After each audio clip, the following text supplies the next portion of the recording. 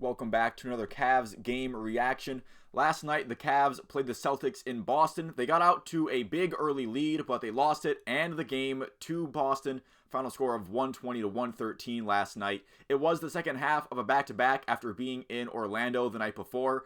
They shot terribly against the Magic, although that was something that was not much of an issue in this one. The Cavs shooting at about 48% overall and 42% from beyond the arc. They actually shot at a better clip from the field than Boston did, both overall and from three-point range. But the Celtics, they ended up drawing a lot more fouls than the Cavs did. Boston making all 26 of their free throw attempts.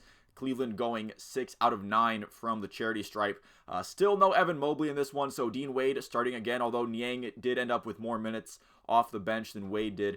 Game felt like an example of two teams kind of trading runs back and forth that would counteract each other. You have the Cavs jumping out to a 10-point lead after the first quarter, definitely feeling good in Cleveland after that one, although at one point it was a 17-point lead in that first quarter. You could tell early on that both Darius Garland and Donovan Mitchell were feeling it in this one. The backcourt had a very good game for Cleveland. But the Celtics, they're a really, really good team too. They're not just going to roll over even after going in a big deficit early. Made the Cavs lead obsolete by the end of the second quarter. It was a 1-point game at halftime. Then Donovan Mitchell started the third quarter just on fire at one point, going on an 11-2 run against Boston all by himself. The three-pointers really falling well for the Cavs early in the second half, not just for Donovan Mitchell. He had Max Strus having a good time in that third quarter. Darius Garland, he was rolling all day, although Boston would answer throughout the third quarter and throughout the whole game, obviously, with how it ended up. But third quarter especially,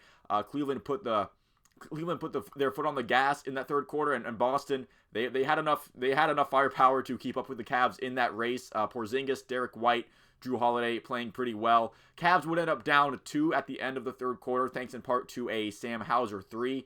Basically, it was a case of winning the fourth quarter would equal winning the game. LeVert had a good start to the fourth quarter, hitting some mid-range shot. Backcourt doing a good job of utilizing that mid-range jumper pretty much throughout most of the game. Hauser was also deadly in the fourth when Boston needed him to be. I mentioned some of the support players. Obviously, guys like Tatum and Jaylen Brown certainly did their fair share of heavy lifting, but the support around them was definitely there to hit some shots and make some plays when Boston needed them to. And then after Donovan Mitchell made a mid-range to tie it at 106 about halfway through the fourth quarter, that was the point in which the game sort of got away from Cleveland. We had Boston drawing some fouls, hitting their free throw shots, and it would be on the Cavs to try to answer those with some points. Just couldn't do that until it was a bit too late in this one. You had Jaylen Brown hitting the dagger late to make it 120 to 111 with not a whole lot of time to come back from. Jarrett Allen did get another bucket to make it 120 to 113. That's how you get your final score. But a bit of a disappointing result, obviously, but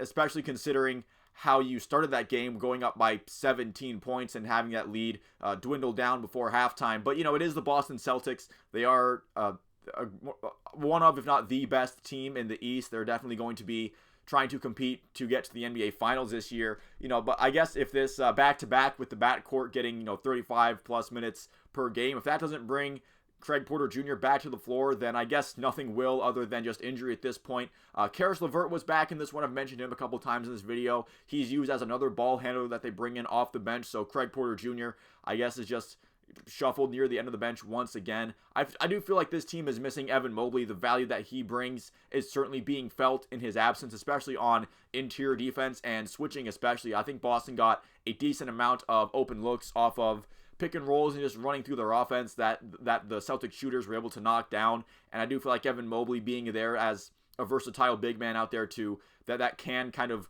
go up high and attempt to put clamps down on a guard fairly regularly. I do feel like the Cavs are missing that sort of versatility that they do get with Evan Mobley. But the Cavs, they won't have to wait long to try to get revenge against the Celtics. They play in Boston again on Thursday, and that'll do it for me in this one. Thank you so much for watching. If you didn't make it this far into it, feel free to leave a like and subscribe if you enjoyed the video and you'd like to see more like it. I cover other teams from Ohio. Maybe you like those videos as well. You can leave a comment down below how you thought this game went and how the Cavs could hope to rebound in the near future. But once again, thank you for watching, and I will see you at the next one.